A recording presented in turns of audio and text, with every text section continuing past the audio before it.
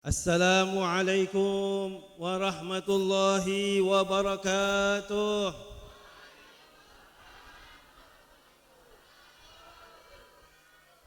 Alhamdulillah, alhamdulillah wassalatu wassalamu ala Rasulillah Sayyidina wa habibina wa syafi'ina wa qurratu a'yunina wa maulana Muhammad, حبيبنا محمد شفيعنا محمد وعلى آله وصحبه اللهم صل وسلم وبارك وكرم وعظم على سيدنا محمد نور الأنوار وسر الأسرار وترياق الأخيار ومفتاح باب اليسار سيدنا محمد المختار وآله الأظهار وأصحابه الأخيار عدد نعمه الله وإفضاله.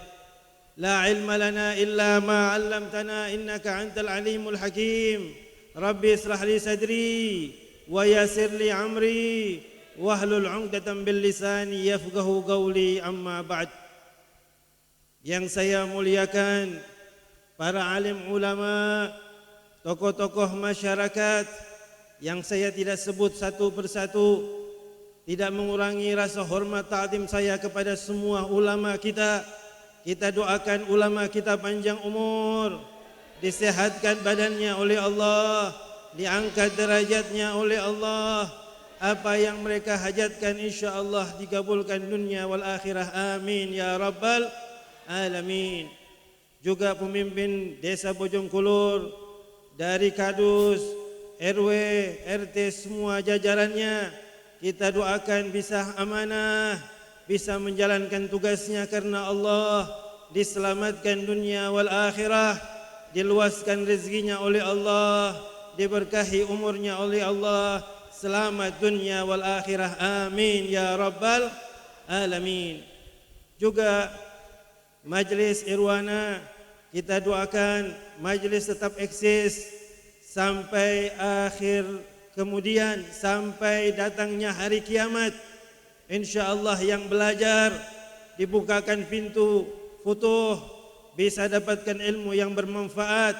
Dan semua jajaran majlisnya, dari mulai ketua sampai semua jajarannya, diangkat derajatnya oleh Allah, selamat dunia wal akhirah. Juga yang hadir pada malam hari ini, di saat sudah mendekati bulan suci Ramadan, bapak-bapak, ibu-ibu menghadiri majlis sekaligus acara Isra dan Mi'raj. Mudah-mudahan semua yang hadir, bapak-bapak, ibu-ibu, diangkat derajatnya oleh Allah, dapat maghfirah oleh Allah, selamat dunia wal akhirah, kehilangkan kesusahannya, dihilangkan kesedihannya, dimudahkan dunianya, diselamatkan akhiratnya. Amin ya rabbal alamin. Alhamdulillah thumma alhamdulillah. Puji syukur kita kehadirat Allah subhanahu wa ta'ala. Kita berada di halaman Masjid Al-Munawwarah. Mudah-mudahan semuanya sesuai dengan namanya, bercahaya, semuanya kekuatan imannya bercahaya, kekuatan Islamnya bercahaya, dan insyaAllah kita semuanya selalu dekat dengan Allah, selalu bersyukur di dalam keadaan apapun. Selawat serta salam kita haturkan kepada baginda Nabi besar Muhammad sallallahu alaihi wasallam beserta keluarga dan para sahabatnya sekalian. Jamaah sekalian yang dirahmati Allah, saya tidak akan panjang.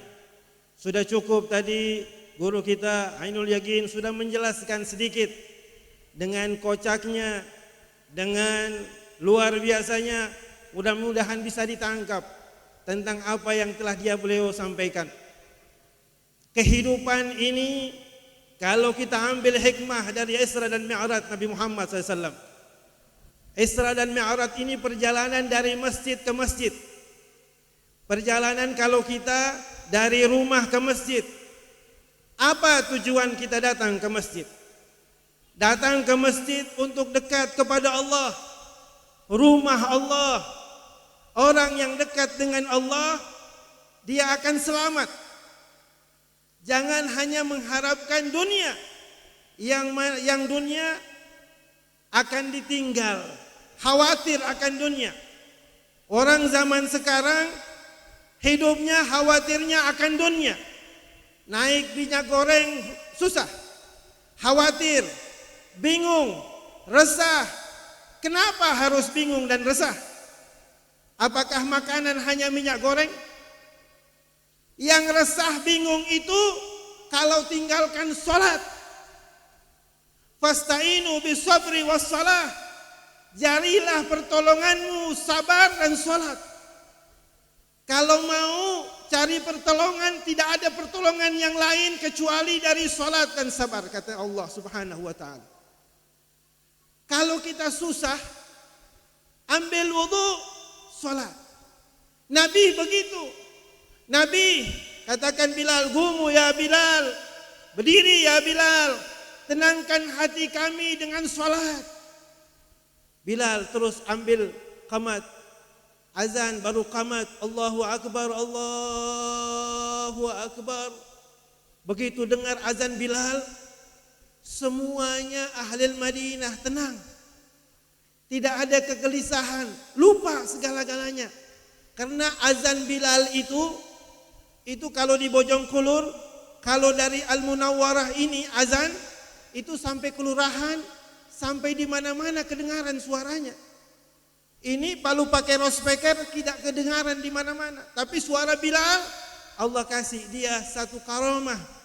Dia bisa menyebar suaranya itu ke semua rumah yang ada di Madinah. Seperti di saat Bilal rindu akan Nabi, wafatnya Nabi Muhammad, Bilal pindah dari Madinah ke Syam. Kenapa? Karena tidak ada lagi kekasihnya, Rasulullah. Pindah Bilal. Kemana? Pindah jauh. Karena dia tidak mau lihat. Begitu lihat Masjid Nabawi, rindu akan Nabi Muhammad. Begitu lihat sahabat-sahabatnya, rindu akan Nabi Muhammad. Begitu lihat tempat-tempat di mana Nabi Muhammad duduk, Bilal rindu. Ini orang pecinta. Orang kalau cinta, segala sesuatu yang dia cinta itu membuat dia rindu. Dia kangen. Seperti kita sekarang duduk, ada kita cari teman kita, mana biasanya dia ada di sini, sekarang dia tidak ada, kemana? Kalau cuma dua, dia berhalangan, apa dia kembali ke hadirat Allah Subhanahu wa taala. Manusia itu selalu dirundung kekangenan, rindu. Begitu juga Bilal. Bilal rindu akan Nabi Muhammad SAW. Dia pergi satu malam, Bilal didatangi oleh baginda Nabi besar Muhammad SAW. Dia katakan, "Ayo Jafa ya Bilal, apakah engkau tidak rindu akan aku wahai Bilal?" Nah, Bilal kadang pada saat itu kaget dari tidurnya. Dia bangun, dia katakan istrinya, dia bilang, "Wahai istriku, aku baru bermimpi Nabi Muhammad." Nabi Muhammad katakan, "Apakah kau tidak rindu akan aku?" Akhirnya Bilal tidak bisa mengobati rindunya kecuali dia datang ke Madinah Al-Munawwarah. Datang Bilal ke Madinah. Begitu sampai di Madinah, Bilal tersungkur di makam Nabi Muhammad. Ziarah. Yang ajarin kita ziarah adalah sahabat. Nabi Muhammad ziarah Baqi. Di malam nisfu Sya'ban, Nabi ziarah Baqi. Sahabat Bilal datang ke makam Nabi dan mencium makam Nabi Muhammad. "Ya Rasulullah, aku datang. Aku mengobati rinduku ya Rasulullah." Setelah mengobati rindunya, datang Sayyidina Abu Bakar Siddiq. "Wahai Bilal, aku rindu kepadamu. Aku ingin kau azan seperti dulu. Di saat baginda Nabi Muhammad SAW masih hidup. Engkau azan, kami rindu akan azanmu." "Maaf ya Sayyidina Abu Bakar. Wahai sahabatku, aku tidak bisa lagi azan. Setelah wafat Nabi Muhammad, tidak bisa keluar ini suara. Karena kekasihku sudah tidak berada lagi." Akhirnya datang sahabat Umar bin Khattab. "Ya Bilal, tolong azan sebagaimana di zaman Nabi Muhammad engkau melantunkan azan." Bilal pun menolak. Akhirnya datanglah dua cucu baginda Nabi besar Muhammad sallallahu alaihi wasallam, Sayyidina Al-Hasan wal Husain, sababun ahlil jannah, pemuda ahlil jannah yang dikatakan oleh baginda Nabi besar Muhammad sallallahu alaihi wasallam. Akhirnya Sayyidina Al-Hasan wal Husain mengatakan, wahai paman Bilal, tolong azan seperti dulu masih hidup kakekku. Kakek kami waktu hidup engkau mengazan, perintah dari kakek engkau berdiri. Sayyidina Bilal terdiam. Sayyidina Bilal mengatakan, wahai cucu Rasulullah, dua mata hati Nabi Muhammad, aku tidak bisa menolak permintaan kalian berdua, karena kalian adalah kecintaan baginda Nabi Muhammad. Kalau aku menolak kalian berdua, aku takut nanti di yaumil qiyamah kakek kalian akan tolak aku berhadapan dengannya. Akhirnya naiklah Bilal. Begitu Bilal naik di atas menara Al-Masjid Nabawi, beliau mengumandangkan adzan. Allahu Akbar, Allahu Akbar. Bergemuruh Madinah, bergetar Madinah. Apa kata orang-orang yang ada di Madinah? Al-hayyakum Nabi, apakah Nabi Muhammad hidup? Apakah Rasulullah hidup kembali? Apakah Nabi Muhammad telah diutus kembali? Begitu Allahu Akbar yang kedua. Setelah itu, begitu masuk ke bab berikutnya, ibu-ibu keluar dengan pakaian apa adanya, menunggu mencari suara yang dilatunkan oleh Bilal, azan Bilal. Waktu keluar, begitu azan yang menunjukkan Bilal mengatakan, asyhadu anna Muhammadar Rasulullah. Sampai di situ Bilal sudah tidak bisa mengeluarkan kata-kata. Bilal terhenti, Bilal tersungkur. Tangisan semua berada di kota Madinah. Semua menangis, semua merindukan akan kehadiran baginda Nabi besar Muhammad sallallahu alaihi wasallam. Itulah kehidupan di masa sahabat. Mereka merindukan Nabi Muhammad, mereka mencintai Nabi Muhammad. Salat diajarkan oleh Nabi Muhammad untuk mereka, untuk menghilangkan kesusahan, hilangkan kesedihan, hilangkan sesuatu yang mengharapkan mereka akan dunia, yang mereka gantungkan diri mereka kepada Allah Subhanahu wa taala. Dari kisah yang seperti ini menjadi pelajaran gugah hati kita. Kalau kita sedih, ambil wudu kita salat. Kalau kita bingung satu perkara, kita ambil wudu, kita salat istikharah, kita minta petunjuk. Apakah bagaimana kehidupan, apa yang saya harus jalanin? Apakah yang A, apa yang B? Apa yang harus saya buat? Kalau anak-anak kita yang ingin sekolah, yang ingin belajar, kita doakan, kita sholat hajat, kita bangun tahajud, kita minta sama Allah, ya Allah, biar anak-anak kami semua sukses, biar anak-anak kami semua bisa berhasil. Jadikan anak-anak kami anak-anak yang Engkau cintai, ya Allah. Malam kita sholat. Jadikan sholat itu menjadi rindu kita kepada Allah, menjadi penyampai kita yang terbaik kepada Allah. Jadi jangan kalau kita susah datang sama orang mengeluh, saya ini susah begini. Orang ini pun susah, orang ini bilang kesian. Sampai di situ apa jawabannya? Tidak ada solusinya. Tapi kalau mau ngadu sama Allah, aman. Ngadu sama Allah, selesai persoalan. Pasti, kata Nabi Muhammad, kalau kau punya di dalam, kata Nabi Muhammad, kalau ibu-ibu tidak punya garam di dapur, minta sama Allah dalam sujud. Lihat, garam saja minta. Ini tidak ada garam ke tetangga, minta sama tetangga. Artinya sesederhana itu, apapun persoalan kita, adukanlah kepada Allah. Allah Sami'un Basir. Allah Maha mendengar, Maha mengetahui. Tetapi di sini permohonannya harus betul-betul yakin. Yakin bahwasanya Allah garib minni, Allah maha mendengar, Allah maha melihat, Allah maha mengetahui.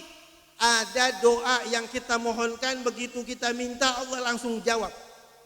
Ada doa yang begitu kita minta Allah ganti. Ada yang begitu kita minta Allah berikan, Allah tunda dulu pengabulannya. Kenapa? Karena Allah masih asik dengan doa kita. Ditunda dulu, tidak langsung diberi. Jangan dulu, dia biar datang lagi malam ini untuk sholat. Biar dia datang lagi malam berikutnya untuk sholat. Dia datang lagi malam berikutnya untuk sholat. Baru Allah kabulkan hajatnya. Semua hajat dikabulkan sama Allah. Cuma tinggal kita. Kadang-kadang manusia ini suka instan. Maunya cepat. Maunya begitu goreng langsung dimakan. Kalau orang dulu sabar. Tapi orang sekarang tidak. Maunya segera. Maunya langsung. Padahal ada proses itu indah. Itu luar biasa. Sahabat begitu kalau mau hajatnya dikabulkan sama Allah, mereka berlomba-lomba untuk sujud kepada Allah Subhanahu wa taala. Rindu akan Allah. Cucu baginda Nabi Muhammad SAW disebut Ali Zainal Abidin Al-Sajjad. Disebut As-Sajjad karena dia suka sujud. Sujud setiap malam berlinang air matanya kepada Allah. Bukan berlinang untuk dunia, bukan susah untuk dunia, berlinang ingin dekat dengan Allah, berlinang matanya. Satu waktu dia lagi sholat, rumahnya terbakar. Begitu terbakar rumahnya, dia asik dengan sholatnya, semua orang bingung. Ali Zainal Abidin, cucu baginda Nabi Muhammad di dalam, tolong dia, ini rumahnya terbakar. Dia asik dengan sholatnya, dia khusyuk dengan sholatnya. Nanti dia salam, assalamualaikum warahmatullah, assalamualaikum warahmatullah, baru dia tahu kalau rumahnya terbakar. Kira-kira kalau kita tahu apa tidak? Kita baru Allahu Akbar, ya Allah, kebakaran, berhenti sholat. Kita belum sampai tingkatan mereka. Mereka tingkatan mugharrabin, orang yang dekat sama Allah. Kenapa mereka dicintai? Karena mereka cinta akan ibadah kepada Allah Subhanahu wa taala. Jadi kalau kita mau dapat cintanya Allah, apa yang Allah suka kita buat. Nabi kenapa dicintai sama Allah? Karena cintanya Nabi itu, rindunya Nabi itu, kebahagiaan Nabi Muhammad itu adalah sujud. Nabi paling rindu sujud. Minta untuk umatnya saja sujud. Sujud kepada Allah. Ya Allah, biar umatku masuk jannah. Biar umatku selamat. Jangan ada umatku satupun masuk neraka. Itu doa Nabi dalam sujud. Tapi umatnya pernah enggak doa seperti itu? Pernah enggak ingat sama Nabi Muhammad? Olehnya itu saya tidak akan berpanjang. Sebentar lagi kita akan masuk Ramadan. Ramadan ini ditunggu-tunggu.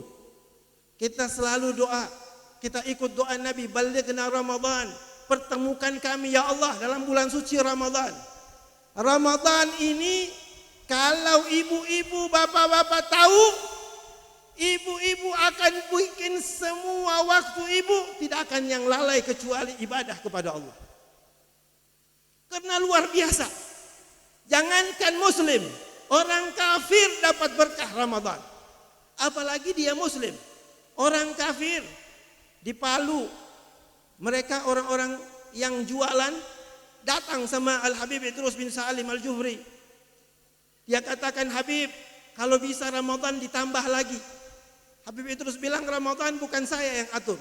Ramadan sudah diatur oleh Allah. Kenapa? Dia bilang, dagangan saya laku habis banyak. Lebih daripada sebelum Ramadan. Sebelum Ramadan tidak seperti Ramadan. Luar biasa. Ini bulan barakah. Bulan Al-Quran. Bulan penuh dengan rahmat. Penuh dengan maghfirah. Penuh dengan itqud minan nar. Ampunan Allah di bulan suci Ramadan. Kalau yang belum biasa baca Al-Quran 11 bulan tidak pernah lihat Al-Quran, jangan sia-siakan. Ramadan, lihat Al-Quran, baca Al-Quran. Ini mata ada haknya. Mata kita ini punya hak. Haknya bukan lihat saja alam ini. Lihat kalamullah.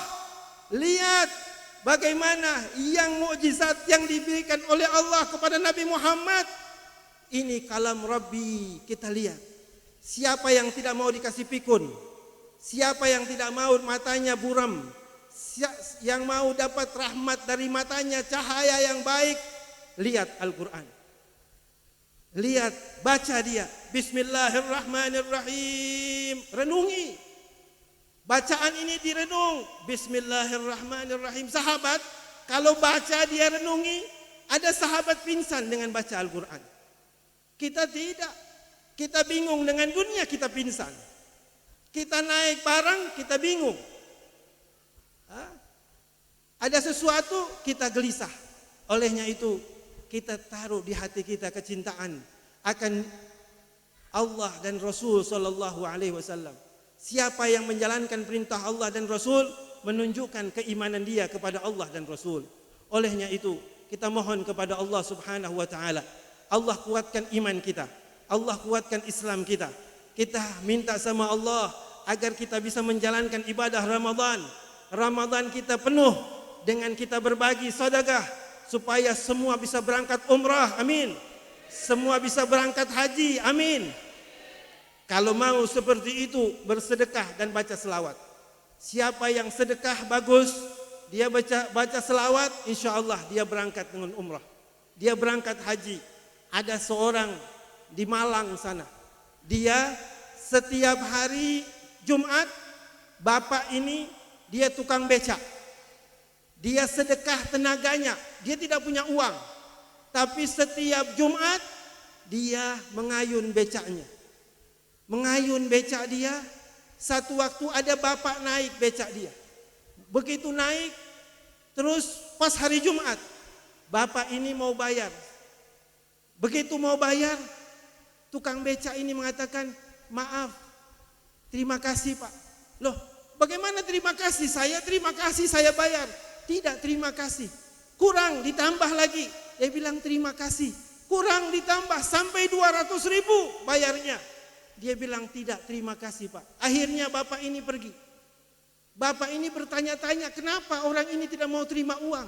Ada apa dengan dia? Akhirnya, besoknya dia cari tukang becak ini. Dicari tukang becak ini, dan tukang becak ini mau dikasih uang. Kata tukang becak, maaf Pak, bukan saya tolak rezeki. Saya terima rezeki asal jangan hari Jumat. Kenapa?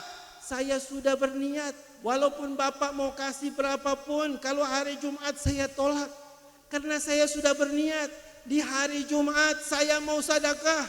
Saya tidak punya apa-apa.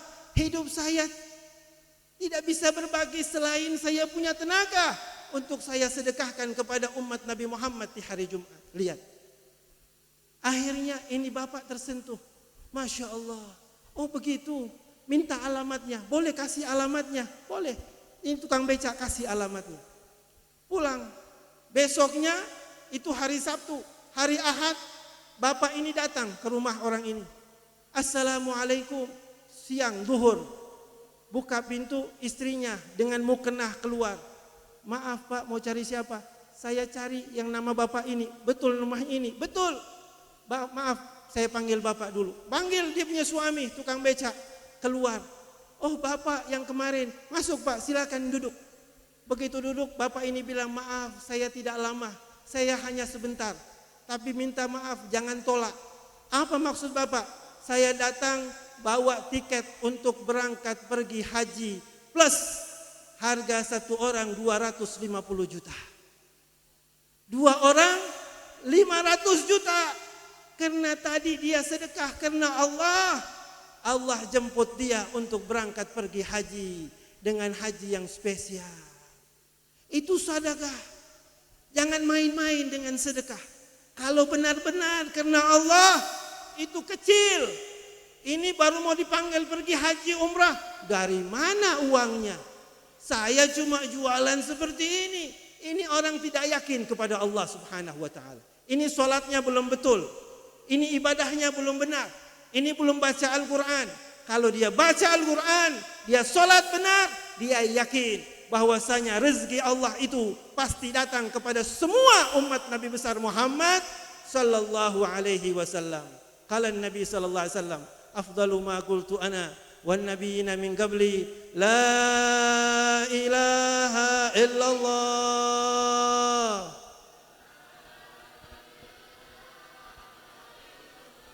La ilaha illallah.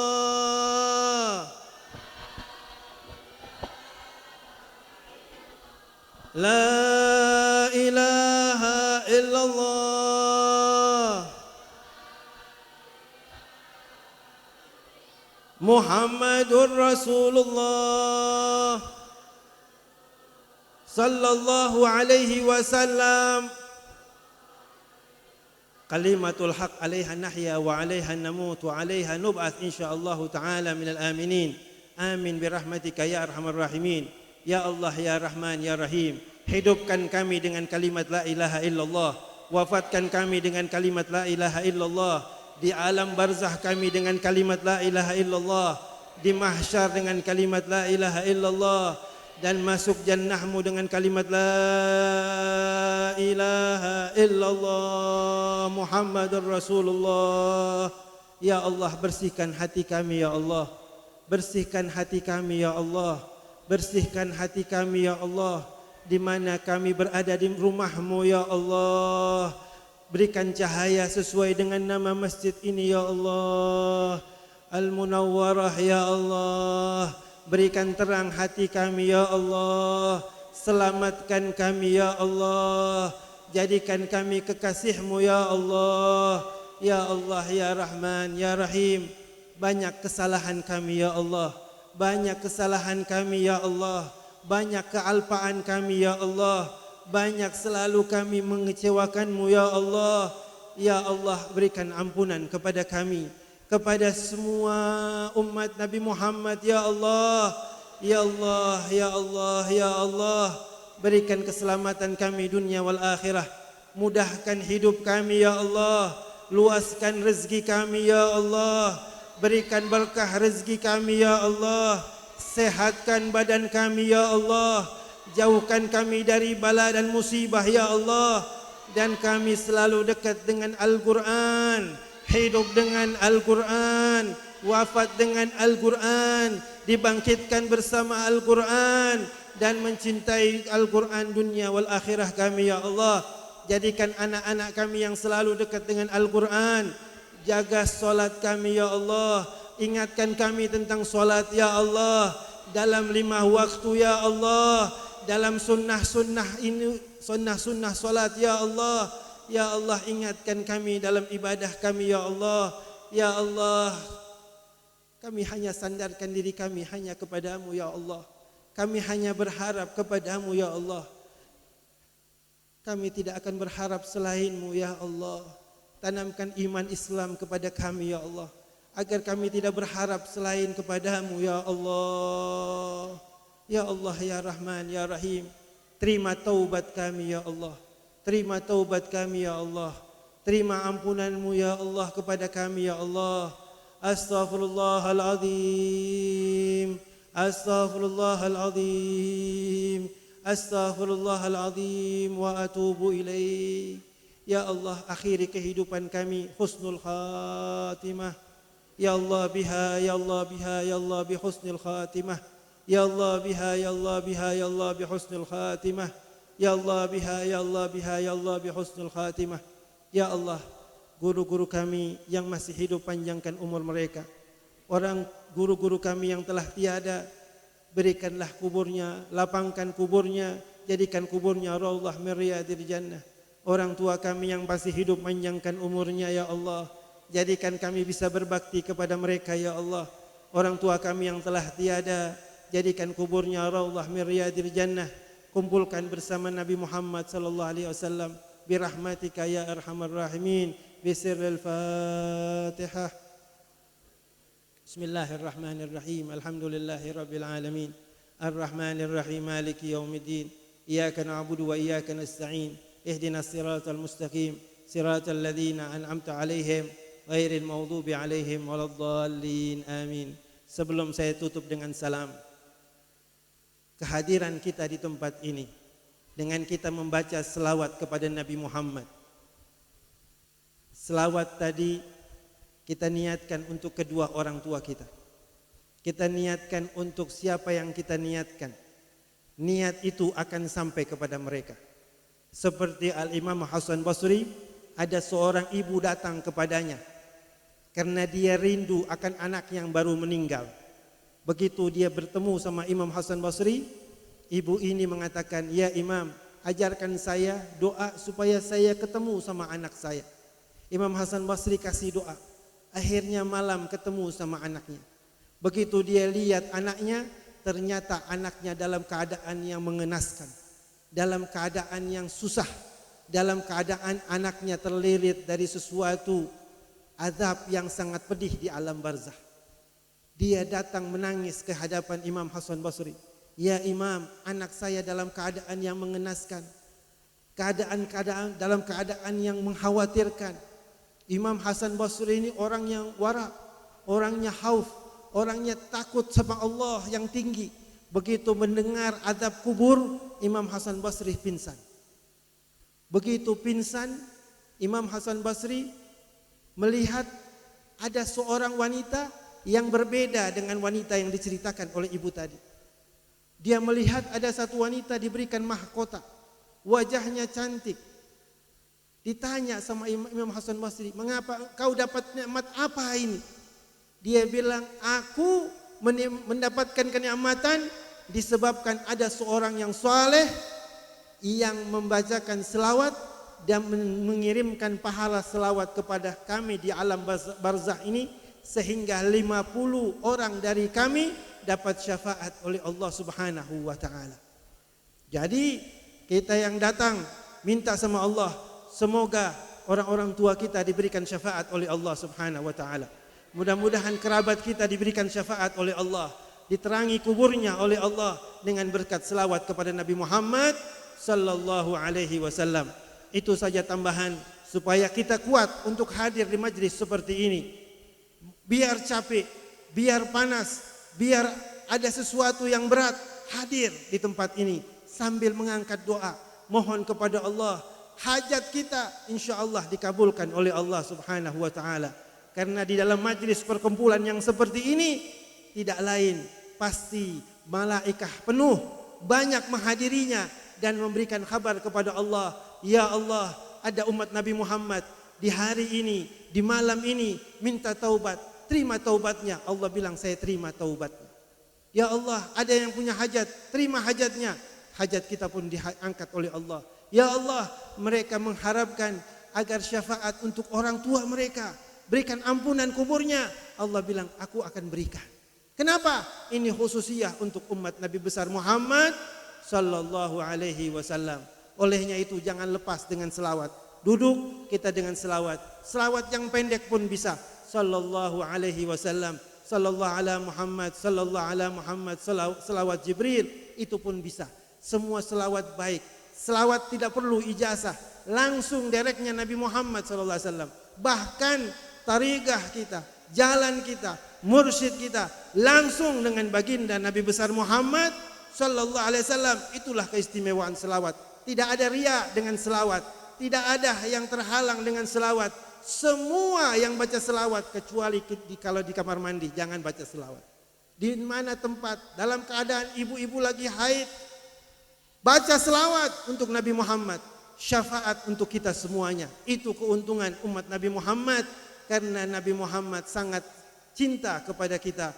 Raufur Rahim, laqad ja'akum rasulun min anfusikum azizun alaihi ma anittum harisun alaikum bil mu'minina raufur rahim. Nabi sangat mencintai kita, kita pun harus banyak mencintai Nabi Muhammad. Banyaklah berselawat, insyaallah kita dapat melaksanakan ibadah Ramadan dengan sempurna. Dari saya mohon maaf sebelum masuk bulan suci Ramadan, saya menyampaikan mohon maaf lahir maupun batin kepada semua jamaah yang mengenal saya. Ada kesalahan saya, ada kehilafan saya mohon maaf lahir maupun batin. saya akhiri ceramah dan nasihat buat diri saya. Wallahu musta'an. Wassalamualaikum warahmatullahi wabarakatuh.